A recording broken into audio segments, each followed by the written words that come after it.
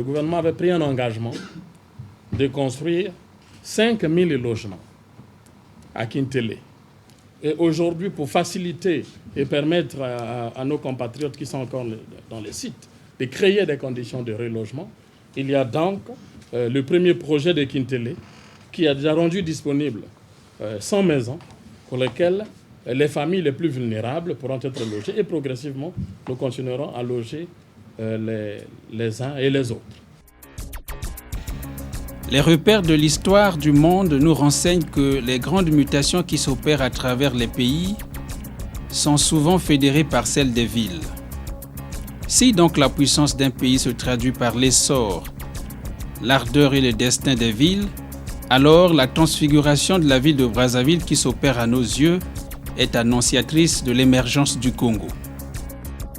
Pour peu que l'on vive à Brazzaville ou que l'on y séjourne quelques instants, on s'apercevra de toute évidence que la ville est en chantier. On aurait mieux dit que Brazzaville est tout simplement un chantier. De jour comme de nuit, de Madibou à Djiri, du fleuve Congo au Mont Barnier, ces bulldozers et autres engins n'en finissent pas d'aller et revenir, toujours prêts à remblayer ou à déblayer. Simplement, la Délégation générale des grands travaux, DGGT, maître d'ouvrage délégué de l'État congolais, exécute à Brazzaville, sous la tutelle du président de la République, chef de l'État Denis Sassou Nguesso, des travaux d'embellissement et de mutation de la ville de Brazzaville en une cité coquette et moderne. À la faveur de la légendaire municipalisation accélérée de Brazzaville, un processus lancé en 2008 et qui se poursuit aujourd'hui, plusieurs types de travaux s'exécutent dans la ville.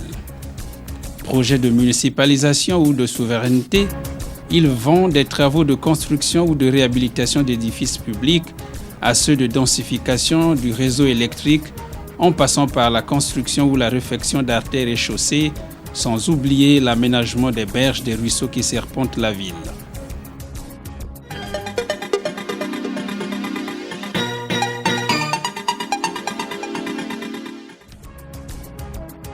Dans le cadre des travaux d'urgence liés à la célébration de la fête de l'indépendance à Brazzaville, plusieurs chaussées estimées à plus de 125 km 500, dont 15 km 500 neuves, ont été construites. On pourrait citer sans être exhaustif l'avenue de l'OUA, 5 km 400, l'avenue Edith Lucie Bongo Ndimba, 4 km 800, le boulevard Denis Sassou Nguesso entre l'ex-dépôt Hydro-Congo et le rond-point de la Coupole sur 2 km, et entre le rond-point de l'aéroport et le croisement Itumbi sur 3 km 890. L'avenue des Trois Martyrs sur 1 km 100, la route Kombo-Mukondo 7 km 900, l'avenue de la Tchémé 1 km 500 à Wenze, l'avenue Bwetambongo à Wenze, l'avenue de la Paix sur 3 km 500, l'avenue Jacques Opango 1 km 400, l'avenue de l'Auberge Gascogne sur 2 km 830 à Bakongo, l'avenue de l'OMS sur 1 km 807 mètres, l'avenue de Gambio sur 2 km 900, la deuxième sortie nord de Brazzaville sur 18 km, la rue de l'eau à Talangaye sur 2 km, l'avenue des Prolétaires, encore appelée l'avenue des Cimetières ou des Amoureux à Talangaye sur 2 km 800, l'avenue Gambio entre le rond-point Mazala et le rond-point de Mououmi sur environ 3 km, la liste est bien longue. Toujours dans ce domaine routier, plusieurs chantiers sont en cours et viendront certainement grossir cette longue liste de routes déjà bitumées dans le périmètre urbain de la ville de Brazzaville. Les chantiers des avenues Reine Galifouri et Monseigneur Ngatsongo à Wenze, longues respectivement de 2 km 500 et 3 km, exécutés par la société SGEC, n'attendent que l'épandage des enrobées bitumineuses. En ce net moment, du point de vue terrassement, nous sommes à 90%. Il ne reste plus que la petite partie là que nous voyons.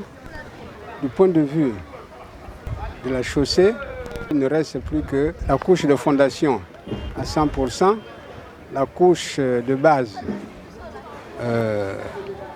C'est ça que nous terminons. Après, il va rester seulement l'imprégnation à faire sur cette petite zone-là seulement de 40 mètres à peu près. Et ensuite, la rue Mbanza.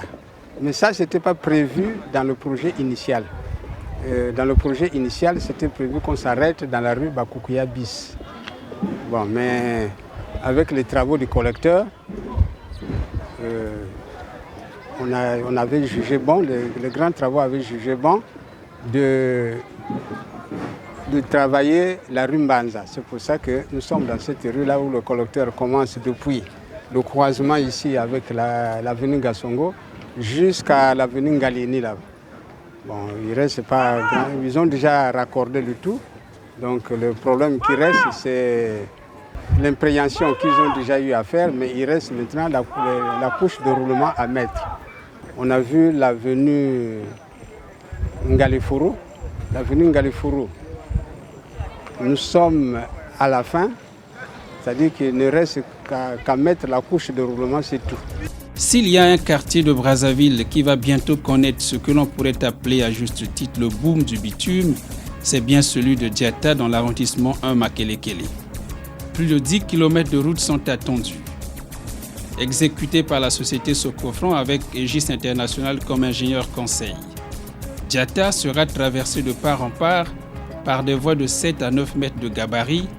L'allure est d'ailleurs donnée au début de l'avenue 5 février à l'entrée de Diatta par le stade Alphonse Massamba Déba. Le projet en lui-même prévoit des voiries en forme de F allongé qui part du rectorat de l'université Marie Ngouabi, aboutit au carrefour du marché Étoile sur l'avenue du 5 février, rejoint le poste de police en amont et gagne le mur de l'ex-Orstom pour s'ouvrir vers le château d'eau Gangouni en aval. L'infrastructure traversera l'avenue Tonton Hall pour gagner celle de la base au niveau de l'arrêt Palmier après avoir enjambé le contre-rail. Le projet, depuis son commencement en juin 2011 jusqu'à aujourd'hui, nous sommes en fin août 2012.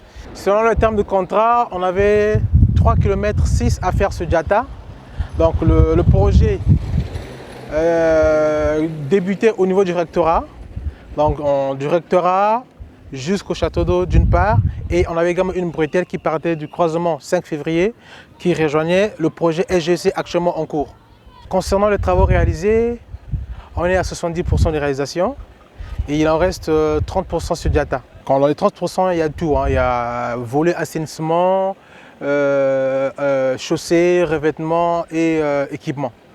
Donc on peut dire grossièrement que les travaux sont avancés. L'ambiance est, disons, normale du point de vue relation qui peut exister entre l'entreprise d'une part et la mission de contrôle. Les deux acteurs ont un carnet de charges. On a un cahier de charges à respecter. L'entreprise est l'exécutant et la mission de contrôle fait son travail de contrôler l'entreprise. Donc c'est vrai, c'est deux entités françaises, mais le travail se fait suivant les règles de l'art et chacun fait ce qu'il a à faire. Les travaux de l'avenue de la base évoluent normalement. Sur ce chantier gigantesque s'opère une dynamique qui sort progressivement ce quartier d'un enclavement qui aura duré des décennies. Souvenons-nous du lac Bopaka. Ici donc, dans quelques mois seulement, la société SGC Congo aura raison de cette partie de la ville et l'enlisement, l'enclavement de Batignolles et de Diatta ne seront plus que des vieux souvenirs, des souvenirs vagues. Nous sommes en train de faire le terrassement. Ici, c'est la cour de fondation à régler avec la niveleuse. Sur le chantier de la frontière, on peut diviser ça en deux grandes parties. Il y avait déjà une grande partie d'assainissement qui était la partie pour la collecte des eaux. Et donc ça, on voit plus ce qui a été fait, mais ça a été fait durant les mois derniers. Donc c'est un grand collecteur qui partait de l'avenue de l'aéroport et qui va se finir jusque derrière nous là-bas, vers Mfilou. Donc ça c'était une grande première partie où on collectait toutes les eaux et on les rejetait là-bas.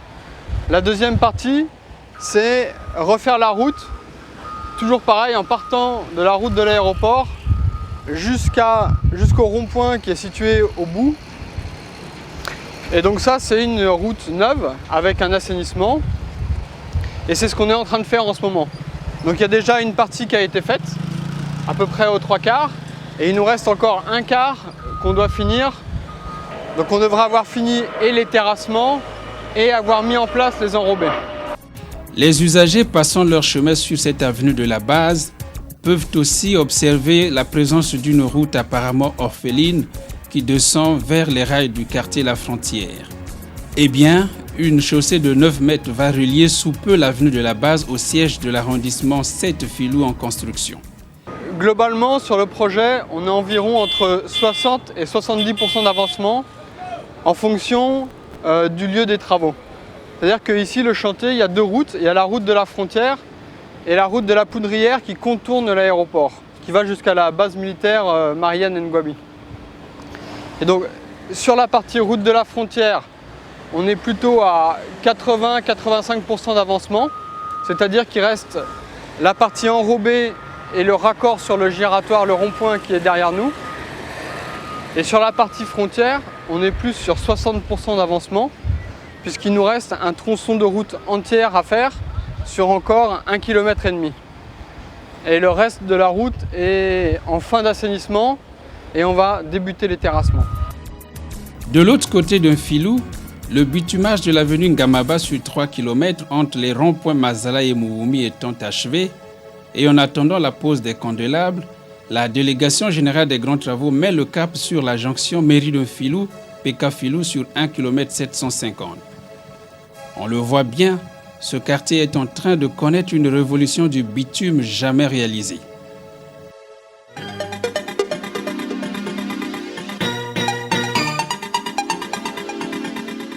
La ville de Brazzaville se dote progressivement des sites touristiques qui ne disent pas leur nom. Les promenades vespérales qui s'opèrent sur les berges de Madoukou ont été rendues possibles grâce aux aménagements réalisés sous la conduite de la Délégation générale des grands travaux par la société SGEC. Dans le même esprit, la rivière Foix à Poto-Poto, longtemps plongée dans l'insalubrité décriée par tous depuis des lustres, est sortie de cet état primaire et sauvage pour s'arrimer à la modernité. En plus du lit qui a été revêtu d'un béton de 8 mètres de largeur, 2 chaussées à double sens sont en construction pour faciliter la circulation dans un sens comme dans l'autre. Un peu comme cela se vit déjà à Madoukou-la-Belle. Comme à Madoukou donc, les travaux exécutés par SGEC et contrôlés par le BCBTP avancent selon les termes contractuels. Le projet ici comporte 2 modules. Le premier module, c'est partant de la rue Lénine jusqu'au passage à niveau. Sur ce tronçon, le collecteur est exécuté et fini. Donc, les travaux se poursuivent au niveau des berges où les travaux de terrassement sont en train d'être faits et les travaux d'assainissement également. Comme vous pouvez le remarquer ici derrière moi, là, ça concerne les travaux d'assainissement. Ça, c'est un drain qui nous permet de capter les eaux. Vous savez, nous sommes dans une zone marécageuse. Donc, l'ennemi numéro 1 de la route étant l'eau, nous devons donc capter les eaux par l'intermédiaire de ce drain qui sera enfoui afin de libérer donc le fond de notre chaussée pour protéger la route contre les infiltrations des eaux. Concernant la construction du collecteur, pour le premier module, les travaux sont exécutés à 100%. Quelle que soit l'organisation d'un chantier, quel que soit le matériel dont vous disposez, quelle que soit votre technicité, les problèmes ne manquent pas. Donc il y a de petits problèmes et qu'on résout au fur et à mesure. À Madoukou comme à l'Enfoy, dans d'autres chantiers exécutés à Brazzaville aussi, la main-d'œuvre locale de tous les genres est employée. En parcourant ces chantiers, on peut se convaincre au moins d'une chose. Il n'y a pas de saut métier, ni même de type de métier dédié à un genre humain particulier. C'est un métier que j'ai beaucoup aimé. Ma maman aussi fait le même service. Et j'ai aimé comme ma maman le faisait, c'est là aussi je le fais. Je conseille à mes collègues comme les filles que je suis, je leur demande de travailler la façon dont je travaille, qu'ils apprennent à travailler. Je leur conseille que le temps de travailler est important au lieu de se promener. Pour moi, c'est important. Je veux qu'ils apprennent ce que je fais là. Parce que je suis beaucoup appréciée. Quand les gens passent de temps en temps, ils me félicitent, ça me plaît beaucoup.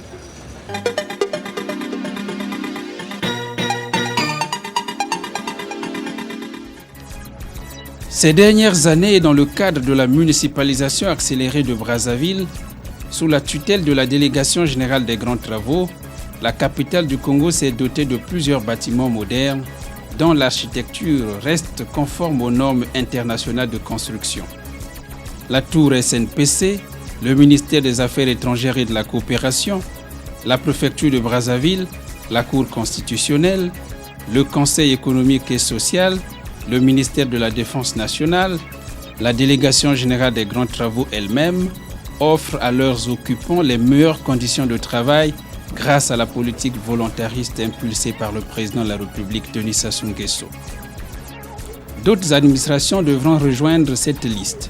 C'est le cas du ministère de la Justice et des Droits humains, dont les travaux du siège complètement achevés n'attendent que l'inauguration. C'est un bâtiment R+5 qui abrite près d'une centaine de bureaux, des salles de conférence et de toutes les commodités nécessaires pour une vie administrative apaisée. Nous avons, avec le ministre Bouya, fait le tour de ce qui nous paraît être le résultat de l'architecture convenue. Il reste que les techniciens nous rassurent que tout est au point et pour que nous procédions le moment venu à l'inauguration du bâtiment et que le ministère de la Justice, qui est un ministère de souveraineté par excellence, j'insiste, parce que dans un pays, et comme à l'échelle du pays, c'est d'abord la souveraineté. Le reste, l'agriculture, l'industrie, la pêche, les routes, tout ça ne vit que si on est souverain. Voilà, donc pour revenir à votre question, nous avons, le ministre Bouya et moi, le sentiment que le travail a été bien fait. Et nous voulons remercier nos amis chinois et qui se sont là une fois de plus se révélés comme étant des techniciens hors pair. Non seulement ils font des choses selon les règles de l'art, selon les normes, mais ils les font dans les délais requis et parfois on est surpris d'apprendre que le travail a été terminé avant les délais convenus, ce qui est une chose rare de nos jours. C'est aussi le cas du futur siège de la Commission nationale des droits de l'homme, dont les travaux ont atteint l'étape de finition. Un autre secteur du bâtiment qui attire l'attention de plus d'un, c'est celui des logements. Le gouvernement de la République s'est résolument décidé d'augmenter l'offre aux logements dans le périmètre de la ville de Brazzaville. Après le site de Bakongo, 7 autres endroits abritent des chantiers de logements sociaux ou modernes à Brazzaville. Au camp 15 août, la quinzaine de bâtiments constitués de 200 appartements de type F3 et F4 et d'une centaine d'officines de commerce se situent actuellement au niveau de l'aménagement des voies et réseaux divers, ainsi que sur l'aménagement d'espaces verts, l'équipement logistique étant posé. Ici, le chinois Weitek, sous le contrôle du français Socotec, ont mis de l'ardeur pour créer toutes les conditions d'une vie aisée dans ce vieux quartier du centre-ville de Brazzaville. Mais pour arriver à ce résultat, l'entreprise mobilise une expertise chinoise et locale qui travaille avec entrain et détermination. Nous sommes en train de faire le crépissage. Maintenant, nous sommes en train de faire les finitions.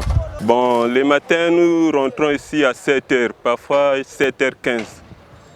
Chaque ouvrier fait ce qu'il fait. Tel que moi, si maçon, je fais le crépissage et puis la maçonnerie. Selon l'ingénieur Conseil, l'entreprise serait prête à reprendre les travaux du site de Mpila dès que les conditions le permettront.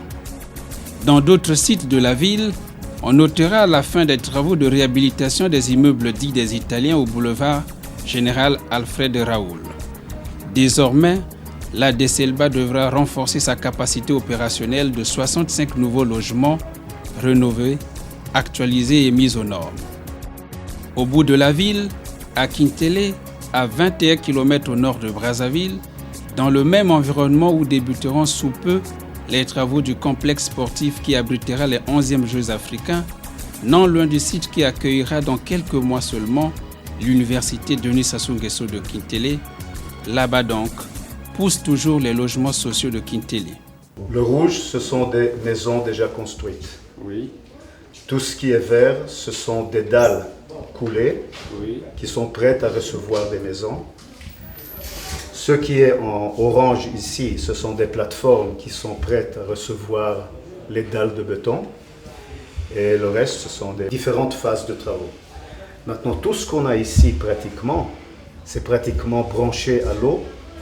C'est déjà branché à un système d'évacuation de eau usée. Et c'est déjà avec basse tension électricité dans les maisons, avec le système d'éclairage public. Eau potable vient d'un forage qui est situé, si vous voyez ici, il est situé à peu près ici. Le forage fonctionne d'une manière que le débit est tout lancé dans deux tanks, très grands tanks, de 500 mètres cubes chacun. Et après ça descend par gravitation dans le village, dispersé dans le village. On a accéléré le programme beaucoup en vue des programmes de sinistrés. On a un compromis avec l'État de vraiment finir à une date beaucoup plus proche qui était prévue. Dans le temps, on travaillait sur un débit d'une maison par jour. Aujourd'hui, on fait 2 maisons par jour pratiquement. Et ça, c'est pas facile. Et pour ça, on devait amener beaucoup de ressources extérieures. Exécutés par l'Israélien AB Construction, les travaux de montage des maisons de ce nouveau quartier ont atteint la vitesse de croisière. Depuis les tristes événements du 4 mars dernier, la production a été doublée, passant d'1 à 2 maisons par jour. Pour retenir la terre tout autour, on va avoir un travail d'engazonnement entre les maisons. Et après, il y aura un projet de arborisation possible dans les maisons. Pour l'instant, le projet a changé un peu parce que dans le temps, on avait assez de temps pour terminer les maisons. Après l'événement du 4 mars, on a accéléré beaucoup et la priorité était de rendre habitable le maximum d'unités. Et pour ça, on a même fait venir des équipes de Outre-mer pour justement accélérer la situation. Et on a pratiquement doublé la production. D'ailleurs, au moment de notre tournage, l'entreprise a annoncé la 202e maison et d'estimer à 350 le nombre de maisons disponibles à la fin de l'année 2012. On est dans un point où on a pratiquement 250 maisons qui sont construites. On a 110 maisons qui sont déjà habitables avec le système de eau pure, le système de eau usée, électricité et illumination publique dans les routes. On a déjà la base de système de voirie dans les maisons. On a quelques-uns qui sont presque déjà à la côte. Et on est en train de faire tout le système d'assainissement de eau pluviale dans le quartier. La station d'épuration est bien avancée. Bientôt, on va commencer à l'équiper. Pour l'instant, on travaille avec deux systèmes, un puits perdu et une fosse septique pour déjà servir les maisons qui vont être habitées. On a une promesse qu'on a faite au président de rendre 350 maisons tout à fait habitables jusqu'à la fin de l'année. À quelques encablures de ce nouveau quartier en construction à Kintélé, une autre zone fait rêver. C'est la zone dédiée aux usines d'eau. Ici, le couple Seymec-Egypte, en réhabilitant l'ancienne usine et en construisant la nouvelle, est en train de réaliser une œuvre qui devra résoudre les besoins en eau potable de Brazzaville jusqu'en 2030. Prise d'eau en construction, désableur en finition, zone de criblage achevée, le travail s'exécute selon le respect du calendrier et des normes. À terme, la capacité des usines passera de 2250 m3 à 7500 m3. À ce jour, l'état d'avancement des travaux est de l'ordre de 80%, puisque le génie civil est pratiquement terminé. Nous en sommes au stade de finition, qui sont déjà bien avancés. Et ensuite, les équipements électriques et électromécaniques sont en cours de montage. Et le montage est également proche de la fin. Donc la prochaine phase consistera à faire les essais et la mise en service des installations. Toujours à Brazzaville, les observateurs avertis peuvent constater un fourmillement dans le voisinage de l'aéroport international Maya Maya. Là se développent plusieurs travaux destinés à révolutionner le secteur. Les travaux du village aéroportuaire ont commencé. Ceux de l'aérogare sont largement avancés. À côté, le nouveau pavillon présidentiel est sorti du sol. En face du deuxième module de l'aéroport, presque en diagonale du rond-point, l'hôtel de l'aéroport dresse sa posture en s'élargissant vers les anciens logements de l'ANAC. Désormais donc, le voyageur indiscret atterrira sur une piste neuve, appareillée aux normes OACI et calibrée à l'Airbus A380. Pas moins qu'il sera acheminé à son atterrissage par une passerelle télescopique vers une aérogare de qualité intraitable dont le deuxième module en phase de finition est un extrait de la coopération sino-congolaise. Il fallait quand même qu'à mi-parcours, nous puissions voir l'évolution de ce travail. On est satisfait, puisque finalement, si nous continuons dans cette cadence-là, c'est sûr que nous pourrions terminer même avant les délais, puisqu'il était prévu de rendre ce module en juillet. Mais avec ce rythme-là, même avant juillet, nous saurons rendre le module et en fait l'ensemble du terminal pour rendre les transports plus agréables par ici. On est satisfait à mi-parcours. Il s'agit de comprendre simplement que sur la plateforme, nous devions réaliser un terminal aéroportuaire avec un aéroport en fonctionnement, tout en détruisant la première plateforme. Bon, il était difficile de réaliser l'ensemble de ce terminal s'il faut maintenir le trafic. C'est pour ça que dans un premier temps, nous avons décidé, en maintenant l'ancienne aérogare, nous avons décidé de construire la moitié du premier terminal, enfin la moitié du terminal, ce que nous appelons le premier module, et mettre en exploitation ce terminal. Après, détruire l'existant, et puis sur l'existant, construire donc l'autre partie qui restait. Donc il s'agit de refaire, on reconstruit simplement le terminal. Donc c'est exactement la même chose. Dans son exploitation, il y aura toujours beaucoup d'intervenants. Le plus important, c'est garantir au mieux à travers ces infrastructures de créer les conditions de sûreté et de sécurité. C'est l'objectif. La première des choses, c'était d'avoir une infrastructure moderne, à équiper dans des conditions véritablement modernes.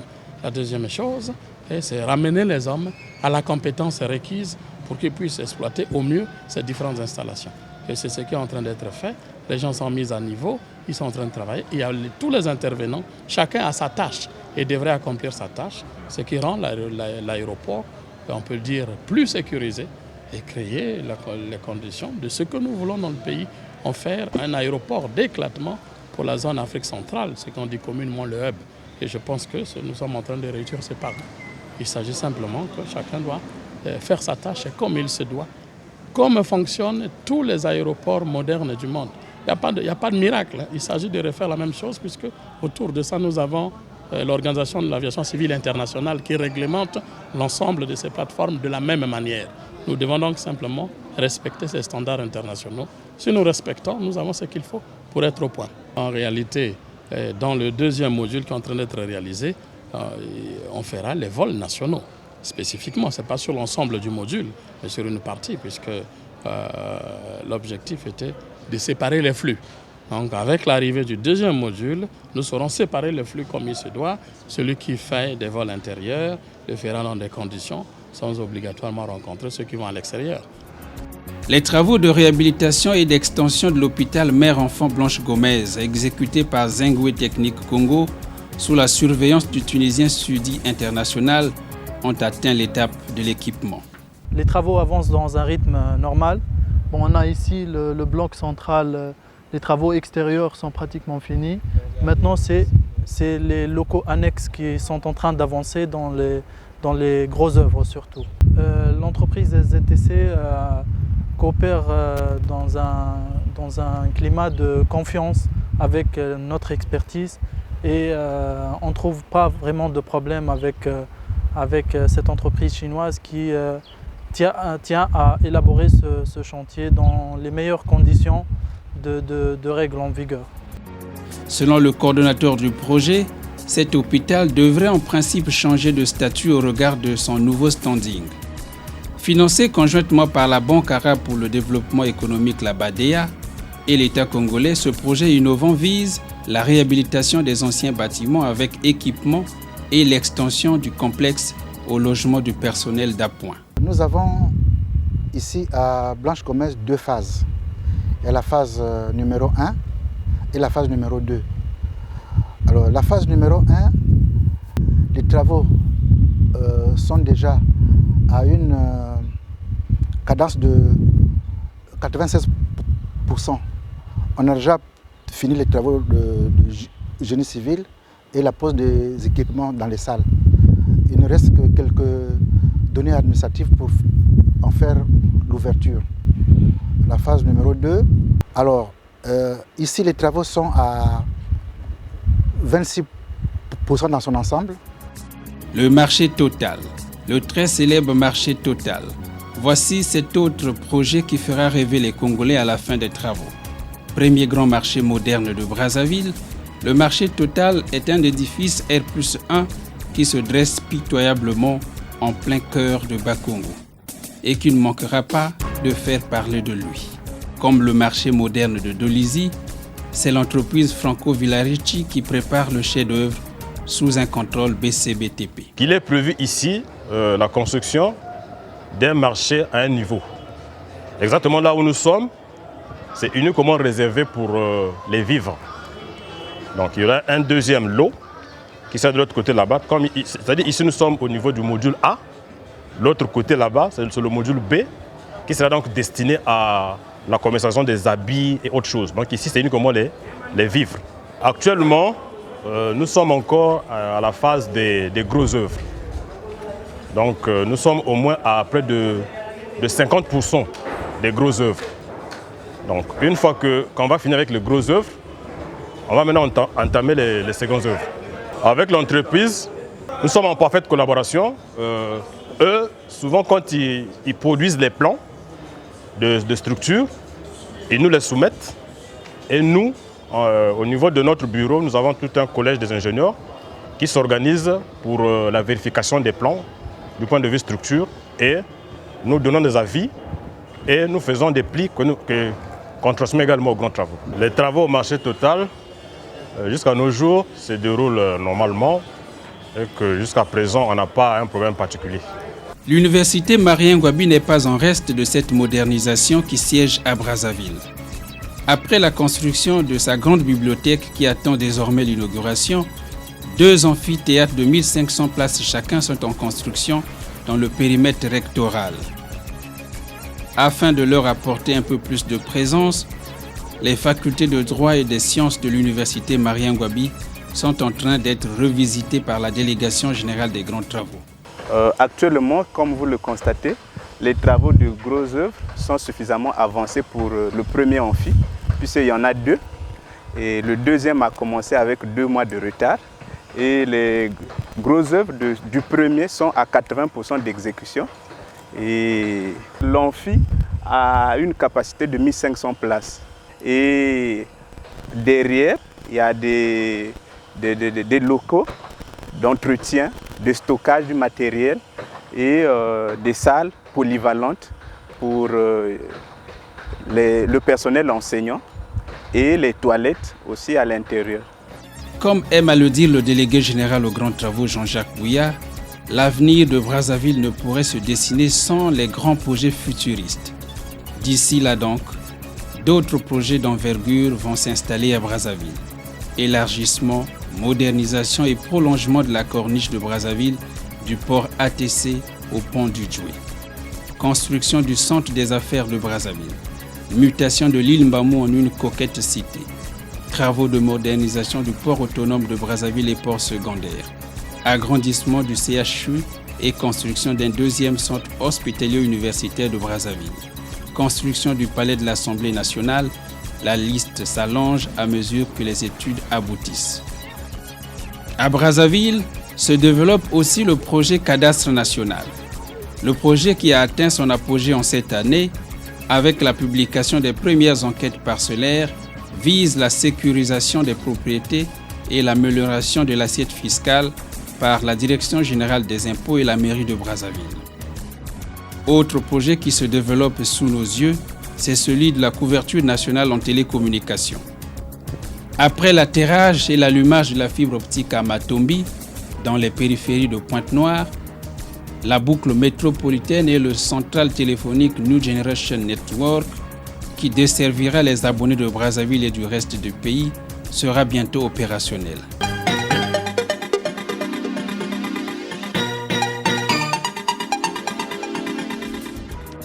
Après l'inauguration du barrage hydroélectrique d'Imboulou qui participe activement à augmenter l'offre nationale en production d'énergie, la DGGT s'est considérablement impliquée dans la densification et la réhabilitation du réseau électrique de Brazzaville. 3 sociétés adjudicataires de marché ont été mises à contribution pour la réalisation de cette tâche. La ville a été scindée en 3 champs d'opération concomitamment gérés par ENCO, Electra et ET2E. À ce jour, des ordres de grandeur dans ce domaine sont réalisés. 153,11 km de câbles moyenne tension, 20 kV posés, 83 km de câbles, 30 kV basse tension posés aussi, 1645 luminaires, 49 955 compteurs livrés à la SNE, 150 postes transformateurs mis en service. Il y a des transformateurs qui font 30-6-6 et 30-20. De là, il y a de nouveau des cellules et vous avez les départs. Par exemple ici, vous avez le poste B. Vous avez une liaison, ce qu'on appelle le nouveau départ du poste B, qui va de B ici. Le premier poste est même à l'intérieur, c'est un poste, voilà. Et on va jusqu'à Poussa, en passant par Mungali, et vous avez tous les postes. C'est vrai que c'est un peu petit. Oui, ça c'est les postes. Voilà, c'est les postes, c'est-à-dire là vous avez le premier poste 1 bis, Lunapar, Beaux-Parents, etc. Bomitaba, Masuku, Mayama, Dolizi, etc. Et là vous avez un autre poste qui lui... Alors il y a certains postes qui ont été construits sur ce qu'on appelle en coupure d'artère. C'est pas un nouveau réseau qui part d'un poste source, mais qui est pris en coupure d'artère sur un réseau qui existe déjà, qui s'intègre dans les anciens postes et qui sont là pour décharger les postes qui sont dans le secteur. Nous avons tiré, combien j'ai dit, 30 km. 30 km de câbles triphasés, tripolaires, en 20 kg. 27 en 30. Voilà. Electra avait en charge la pose des canalisations moyenne tension, la construction des postes et l'équipement des postes, la réhabilitation des postes et l'érection des réseaux de distribution moyenne basse tension, ainsi que l'éclairage public. À la date d'aujourd'hui, toutes les canalisations moyenne tension qui avaient été prévues dans le cadre du projet ont été toutes réalisées à 100%. Et récemment, le commanditaire, donc la DGGT, nous a instruits pour faire des canalisations encore additionnelles. C'est celle-là que vous êtes en train de voir. Parmi ces canalisations, c'est l'une d'elles. Maintenant, du point de vue construction des postes, nous avons construit déjà 59 postes sur les 61. Les 2 autres postes qui sont restés n'ont pas pu être construits à temps parce que la SNE avait des difficultés dans le cadre de l'acquisition des terrains. Bon, ces terrains actuellement ont été acquis et les postes sont en cours de construction. Je pense qu'on est en train d'attendre le séchage des dalles pour les finaliser. Maintenant, tous ces 59 postes qui ont été construits sont équipés et sous tension. La DGGT nous avait confié une soixantaine de postes à réaliser. Ces postes sont implantés dans différents endroits de la ville de Djiri à Nangalingolo, essentiellement à l'extérieur de l'agglomération centrale. On y a tiré 39 km de câbles moyenne tension. Nous avons posé donc 60 transformateurs. Et pour la distribution basse tension, nous avons tiré 90 km de câbles de section 3x70 carrés et 90 km de 3x35 carrés, de manière à alimenter les différents abonnés. On s'efforce de tenir les délais en sachant que la chose qui était la plus difficile pour nous, c'était les approvisionnements, essentiellement au niveau des poteaux bois, parce que vu que le projet est très important et très étendu, il y a eu rupture à un moment de l'alimentation en poteau. Mais ça redevient normal et on se dépêche de terminer. L'amélioration de l'offre en énergie, quant à elle, est perceptible grâce à ces inconnus ouvriers qui méritent pourtant le respect de la République. Je suis en train de confectionner une boîte moyenne tension, 20 kV. C'est-à-dire, c'est rallonger les câbles. Il y a qui vient du poste et l'autre qui repart là où on va connecter le courant. Pour faire une boîte, on a à peu près 2 heures de temps. De l'avis de tous, à travers le prisme des travaux, les choses et les lignes bougent à Brazzaville. Elles bougent justement dans le bon sens. En effet, de la simple piste d'atterrissage de 2 km et d'une aérogare destinée aux formalités douanières des années 40, de quelques immeubles datés des années coloniales pour certains et des années 80 pour d'autres, de quelques kilomètres d'artères de route héritées de la colonisation aussi dans la ville de Brazzaville, de quelques mètres de lignes de transformateurs électriques hérités de la même colonisation. De tout cela, disons-nous, le président de la République, Denis Sassou Nguesso, a opposé une multitude de solutions pour sortir la ville de Brazzaville de l'état de précarité dans lequel elle se trouvait. La ville de Brazzaville, justement, a pris forme et ça rime désormais aux normes urbanistiques universellement reconnues, non pas par mesurettes, mais dans une mutation dynamique, sans cesse évolutive, dans le seul bien-être des populations. Mais seulement, si un matin ou un soir à Brazzaville, vous vous engouffrez dans un embouteillage au détour de ces 1001 rues, comme il est malheureusement souvent le cas, souvenons-nous que Brazza est en chantier, que la ville est un chantier au même titre que le pays entier.